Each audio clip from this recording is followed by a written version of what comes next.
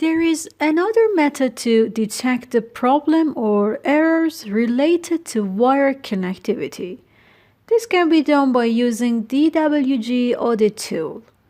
This tool is located in Report tab and the Schematic panel. I'm going to select it and a new dialog box will be opened for me.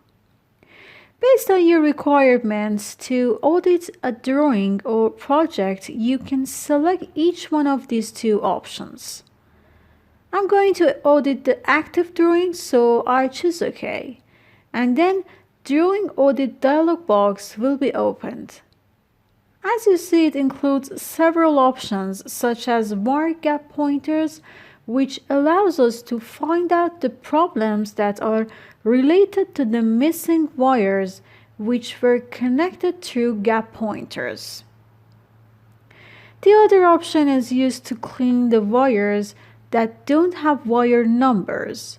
Moreover, it can be used to check the color or gauge label pointers. If you want to check the zero length line, you can select this checkbox.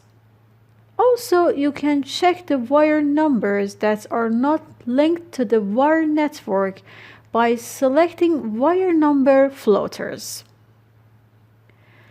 After defining your desired options, you can choose OK button. As you see, the selected components will be highlighted. In the next step, by choosing OK, a new dialog box will be displayed for you, and it makes it possible to save or print a report by choosing the Save As button and Print button. To show you how to audit the project by using this tool, I'm going to select this tool for another time. In the Display dialog box, I choose Project option, and by selecting OK button and also defining the needed options in this section, the Select Drawings to Process dialog box will be opened. In this part, you have to select the drawings that you want to be processed. So I select each one that I need and then move them to the bottom list of this dialog box.